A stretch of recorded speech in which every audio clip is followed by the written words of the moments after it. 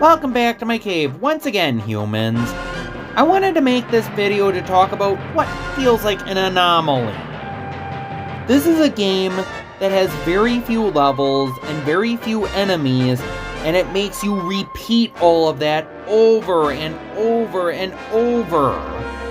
So, why do I still really enjoy this game? Why do I still find myself playing round after round? As a matter of fact, I'm here to answer that, as we take a look at Stories, The Path of Destinies, a game that proves that while less may not always be more, it can still be satisfying in its own right. The name of the game is Stories, and that's what this game is all about. You take control of Narrator, an anthropomorphic fox, because what do you expect, I'm Baalf, who goes on a quest to stop the Mad Emperor and learn many truths about the world around him and the story that he inhabits. Each story contains 5 levels.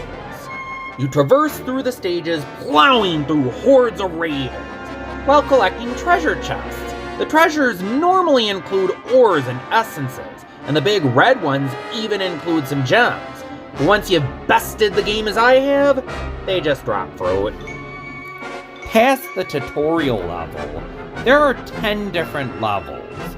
A small hamlet, the tomb of the Skyripper's armature, the Iblis Stone's tomb, a destroyed city, the Nexus Imperial Outpost, the path to the Nexus's observatory, which unfortunately doesn't look that much different, the base owned by the rebels against the Empire, the mountain of the Old Wise Hermit, and each story ends on the Imperial fleet.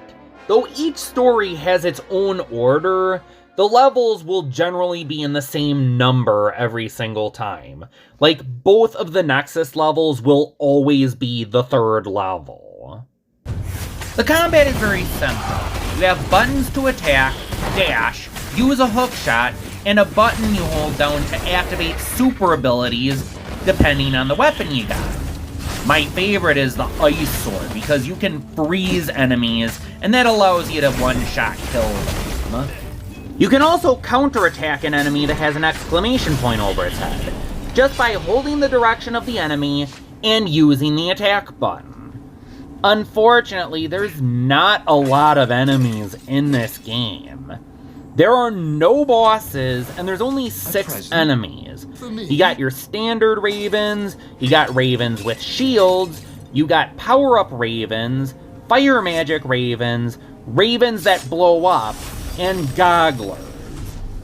Gogglers are constantly searching for you with their yellow cones. And late in the game, they'll basically be your only danger if you're careless. You'll eventually become so powerful that enemies just don't stand a chance against you. Really makes you feel powerful, to be honest. If you're looking for a challenging game, play Dark Souls. This will probably be way too easy for you. But if you kinda like a game that's easy, and just wanna feel powerful and badass, this could be the game for you. If you can put up with some of its repetitiveness. And yeah, I'm getting to that. There are many endings to this game, each correlating to one of the 4 truths. Most of these, unfortunately, are bad endings. You need to unlock at least one ending with every truth to get the good ending.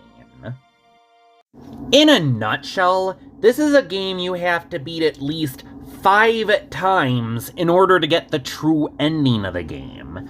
Every time you get a bad ending, time resets. Basically, Renardo sees these possible visions of the future, and he's trying to figure out how to get the good ending. And get this, in order to get all the endings, you need to beat the game at least 25 times. It sounds like a game that would way outstay its welcome, but it kinda doesn't. For starters, the levels are actually pretty short if you just run through them, And don't try and collect all the chests, which by the end of the game, you'll have everything and won't need to do that.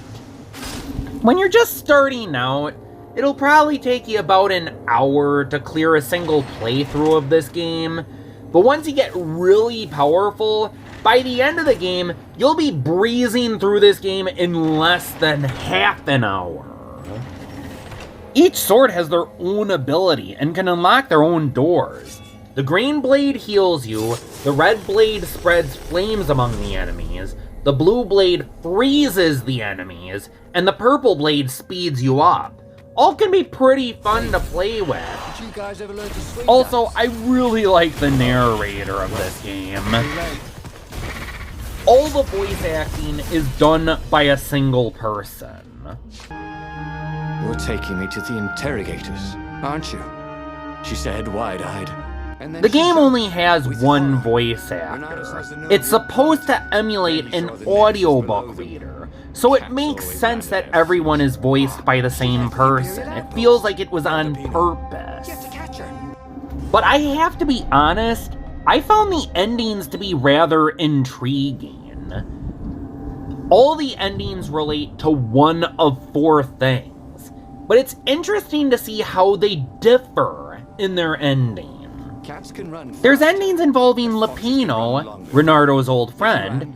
There's endings involving Zenobia, Renardo's love interest. There's endings involving the Sky Ripper, and then there's endings involving the Iblis Stone. It's intriguing to see how each of these endings plays out. Most of them are bad endings except for the good ending, but I love how endings involving each of the 4 truths play out differently. Like, you have the Sky Ripper. He completes the Sky Ripper and fires it to destroy the Emperor, but it creates a rift in space and time that sucks everything in. There's another ending where the Emperor uses it himself and destroys everything.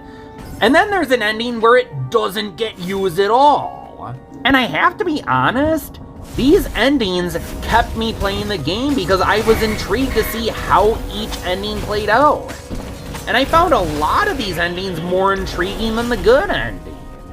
I wouldn't say that it'll keep my interest long enough for me to get all endings, but so far it's been pretty fun just seeing what the endings are like. And because the game is short and doesn't outstay its welcome, the game ends up not being as big of a slog as you'd think it'd be. This game isn't that expensive.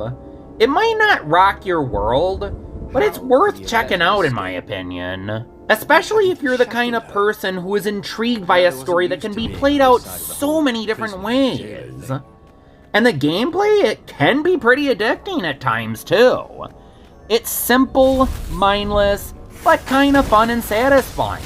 Again, you feel like a boss, and I could see the appeal of that.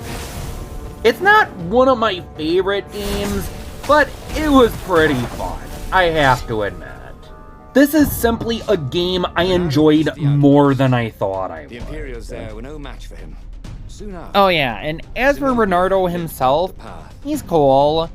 I wouldn't say he makes the game, he's no mad rat, but he's cool. Ultimately though, this is a game that will come down to how much you like the story and the gameplay. Are you intrigued enough by the endings to get all of them? Or do you just see this as padding?